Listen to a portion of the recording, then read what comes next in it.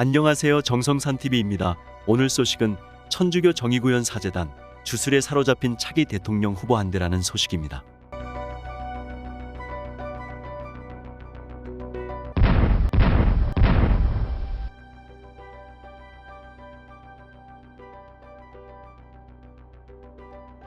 천주교 정의구현 사제단이 내놓은 성명서 일부. 이성과 신앙의 회복을 촉구하며 이성과 양심에 따라 공동선을 위해 헌신하시는 모든 고마운 분들에게 인사드립니다. 대통령 선거는 국가 공동체의 내일을 결정하는 중대사입니다. 주권자여 모든 권력의 출처인 국민들은 스스로 자신의 미래를 결정해야 하는 바, 그 아름다운 결실은 모두가 참여하는 공개적이고 합리적 논의를 통해서만 거둘 수 있습니다. 그런데 고도의 이성적 판단이 요구되는 이 과정이 지금 정상적으로 작동하지 않고 있습니다. 검찰도 마찬가지입니다. 사람에 따라 누구는 조사도 없이 기소하고 누구에 대해서는 기소는커녕 조사도 하지 않고 조사에 불응해도 그냥 놔둡니다.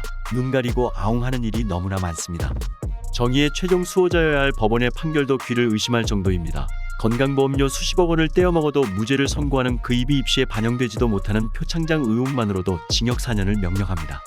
없는 죄도 만들고 있는 죄도 못 본 채 한다는 말이 공연한 소리가 아닙니다. 시중에는 검찰청이 북치고 법원이 장구친다는 이야기가 나돌고 있습니다.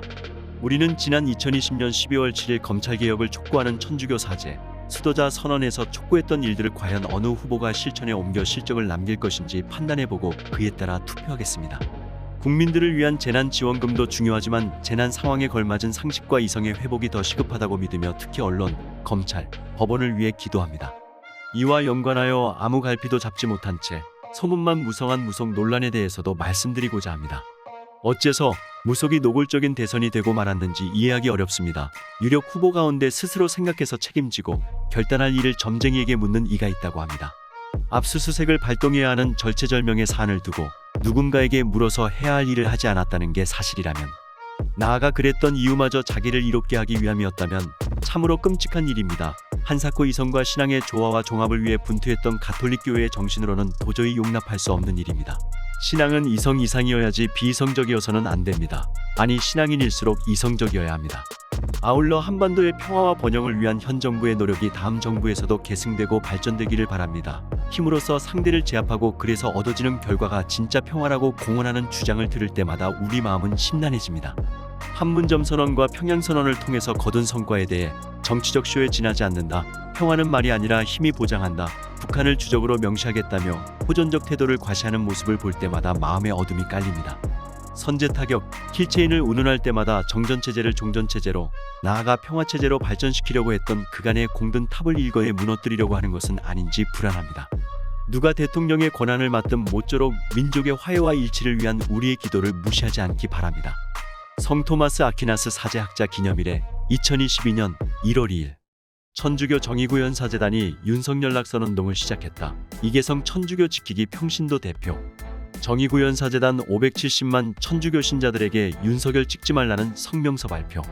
정의구현 사제단 초대 대표를 지낸 함세웅 신부가 이재명 후보가 꼭 대통령이 되어야 하는 거예요. 안 되면 나라가 망하는 겁니다. 윤석열이 되어야 합니까? 안철수가 되어야 합니까? 하늘이 주신 기회, 이걸 놓치면 안 되는 겁니다. 이재명이 대통령 되어야 합니다.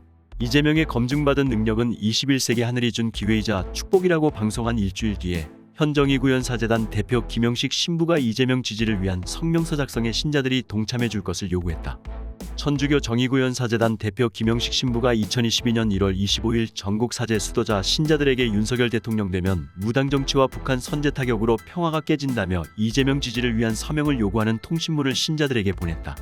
김영식 신부가 보낸 입장문에서 신자들 동참 요구, 제20대 대통령 선거에 즈음하여 민주주의와 한반도 평화를 위한 천주교 평신도, 수도자, 사제들의 염려하는 취지의 입장문을 발표하고자 합니다.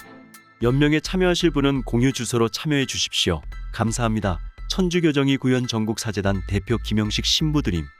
1월 28일까지 동참하겠다는 회신을 요구를 했으나 많은 신자들이 들고 일어났고, 이계성 유튜브에서 이들을 고발하기 위해 선관위의 정의구현 사제단 대표 김영식 신부가 보낸 입장문을 보내 문의한 결과, 특정 후보를 낙선시킬 목적으로 입장문을 발표하는 것은 선거법 위반이라는 선관위 유권 해석이 나오자 정의구현 사제단은 입장문을 먼저 발표했다.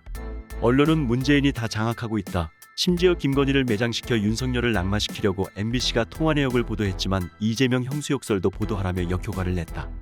천주교를 공산혁명기지 만든 정의구현사재단 신부들은 신자들에 의해 마귀 집단으로 몰려 설 자리를 잃어가고 있다. 이들이 선동하면 할수록 천주교 신자들은 윤석열을 지지할 것이고 이재명에게는 등을 돌리게 될 것이다.